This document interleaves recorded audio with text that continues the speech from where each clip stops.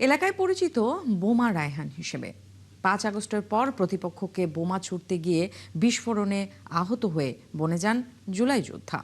নিয়মিত শুধু ভাতাই তুলছেন না, জুলাই যোদ্ধার পরিচয়ে চিকিৎসা নিয়েছেন থাইল্যান্ডেও। মন্ত্রণালয় বলছে তার চিকিৎসা বাবদই খরচ হয়েছে প্রায় ১ কোটি টাকা। সুমন তানভীরের ধারাবাহিক প্রতিবেদনের তৃতীয় পর্ব, ক্যামেরায় ছিলেন এস এ বাপ্পি।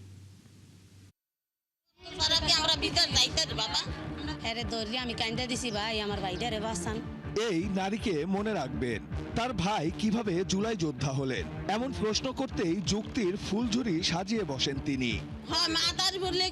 ঘটনা ঘটছে 7 তারিখ হয়েছে, 5 তারিখে তো জুলাই শেষ। না মিশা কথা, 7 তারিখে হয় নাই। আত্মবিশ্বাসী এই পরিবারের শেষটা দেখতে চাই আমরা, তবে কোনোভাবেই জুলাই যোদ্ধা সন্তানের নম্বরটি দিতেও রাজি নয় তারা। নাম্বারটা দেন, এটা সহজ জিনিস জটিল করতেছেন কেন?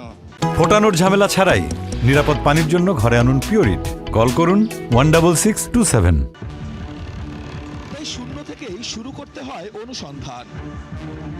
প্রথমেই গন্তব্য মন্ত্রণালয়, সেখান থেকেই তার জুলাই যোদ্ধার পরিচয়পত্রটি সংগ্রহ করি আমরা। নথি অনুযায়ী রায়হান খ ক্যাটাগরির একজন জুলাই যোদ্ধা, আর এ পরিচয়ে উন্নত চিকিৎসা নিতে প্রায় 4 মাস অবস্থান করেন থাইল্যান্ডে। এতে সরকারের খরচ হয় ৮০ লাখ টাকা। নিয়মিত রায়হান ভাতাও পাচ্ছেন। কিন্তু আসলে কি রায়হান জুলাই যোদ্ধা? এ প্রশ্নের উত্তর জানতে হাসপাতালটিতে থাকা তার ফাইলটি দেখতে হবে আমাদের। হাসপাতালের বিভিন্ন দাঁড়ে দাঁড়ে ঘুরে অবশেষে ফাইলটি দেখার সুযোগ হয়।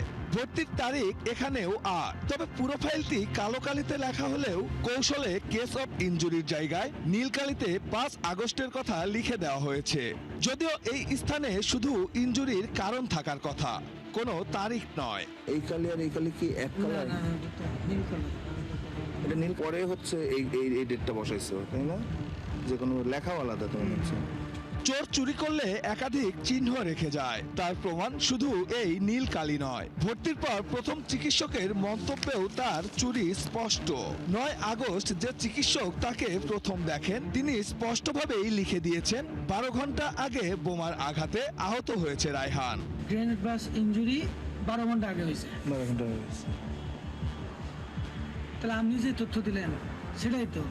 8 তারিখে সে ভর্তি হলো, 8 তারিখে পাইলো যে 12 ঘন্টা আগে তার এই বোম ব্লাস্ট হয়েছে, মানে 7 তারিখ হয়েছে। এবারে এই প্রমাণাদি নিয়ে আবার গন্তব্য রায়হানের নিজ জেলা মাদারীপুরের দিকে। রায়হানের বাসায় যাওয়ার আগেই ৮ আগস্ট এই এলাকায় কোনো গন্ডগোল হয়েছিল কিনা স্থানীয় বাজারে সেই খোঁজ নিতে শুরু করি আমরা। ভাগ্যচক্রে অল্প সময়ের মধ্যেই কয়েকজন যুবকের সঙ্গে দেখা হয়ে যায়। জানান সেদিন তাদের সঙ্গেই মারামারি হয় রায়হানদের। সরকার বছরে 3 দিন পর আপনার একটা সঙ্গ ছিল ঠ্যাঙ্গামারা আর লইছে আপনার, তো ঠ্যাঙ্গামার লোকজন ছিল এই জায়গা, তো আর এই সাইডে যে লোকজন ছিল এরা ছিল এই জায়গা। তখন এই এদিকে তো হাতে ছিল বোম, একজন একটা খোয়া মানে টাইস মারছিল, তো ওই হাতে ওই বোম বরাবর হাতের আঙ্গুল ঠাঙ্গুল পড়ে ছিল, ওইটা দিয়ে আর কি মনে করেন পরে বরিশাল নিয়ে গেছিল। আমাদের এই সাইড আর ওই সাইড একটা দরবার, ওই দরবারে এই ইটপাটকেল মারামারির সময় ওর হাতে বোম ছিল, ওরা মেবি আমাদের বোমও মারছে। হাতে আপনার ওই যে ইট আছে না, ওই ইট যে ওর হাতে পড়ছে, সাথে সাথে ব্লাস্ট হয়। ৮ আগস্ট সেই মারামারির চিহ্ন এখনো বয়ে বেড়াচ্ছে এই কালকিনি বাজার। কালকিনি বাজারের সেদিনের সেই গন্ডগোলের চিত্র এখনো বয়ে বেড়াচ্ছে এই বাজারের কিছু ব্যবসা প্রতিষ্ঠান। এই যে দোকানের চালে যে ক্ষতচিহ্নটি দেখা যাচ্ছে সেটি একটি বোমার আঘাত, এবং এই বাজারের ব্যবসায়ীরা বলছেন এই বোমাটি পড়ার পরই রায়হানের হাতে থাকা বোম তার নিজের হাতেই বিস্ফোরণ হয়, এবং তারপরেই তাকে এখান থেকে সরাসরি নিয়ে যাওয়া হয় বরিশালে। সেদিনের গন্ডগোলে ক্ষতিগ্রস্ত দোকানদারদের সঙ্গেও কথা হয়। সবাই নিশ্চিত করেন ৮ আগস্ট এই বাজারে কয়েকটি বোমা হামলার পর রায়হানের হাতে থাকা একটি বোমাও তার হাতে থাকতেই বিস্ফোরিত হয়ে যায়। ওরা ওই দিক থেকে বোম মারতে মারতে এদিকে আসছে। রায়হানের হাতে যে বোমটা লাগছিল ওটা শুনছিলাম যে আমাদের এখান থেকে যে ছেলেপেলেরা গেছিল ওরা ইট মারছে, ওর হাতে যে বোমটা ছিল ওই হাতের উপরে পড়ছে, পড়ার পরে ওই বোমে হইলো যে আর হাত চলে গেছে। এক পিসে এক ডলার পিসে 1 সেকেন্ড পরে বন্ধ করতাম, তো ওটার কিছু অংশ আমার গায়ে লাগতো। এটা কবে হয়েছিল? 8ই আগস্ট। এবার আত্মবিশ্বাসী রায়হানের পরিবারের জবাব কি হবে তা জানতে রায়হানের বাড়ি পর্যন্ত আর যাওয়ার প্রয়োজন পড়েনি।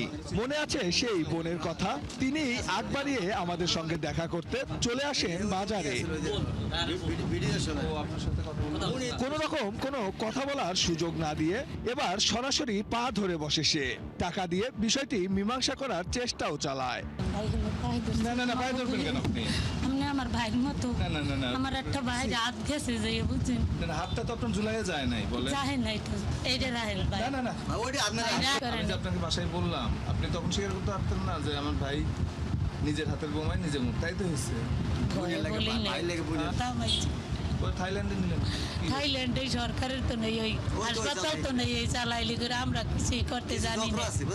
এখন প্রশ্ন হচ্ছে, বিদেশে 154 জনের চিকিৎসা বাবদ যে 350 কোটি টাকা খরচ করলো সরকার, তার মধ্যে আর কেউ তো নেই এমন রায়হানের মতো চিকিৎসাধীন আহত জুলাই যোদ্ধারা বলছেন এমন সম্ভাবনা উড়িয়ে দেওয়ার কোনো সুযোগ নেই। এরই মধ্যে নাকি বেশ কয়েকজন সন্দেহভাজনের তালিকাও কর্তৃপক্ষকে দিয়েছেন তারা। তারা জুলাই যোদ্ধা পরিচয় দিয়ে ঢুকছে, কিন্তু তারা আওয়ামী লীগ। তারা এখান থেকে চিকিৎসা নিয়ে বাংলাদেশ গেছে, তার প্রমাণ আমরা দিছি এমবাসিকে এবং মুক্তিযোদ্ধা মন্ত্রণালয়কে আমরা পাঠিয়েছি।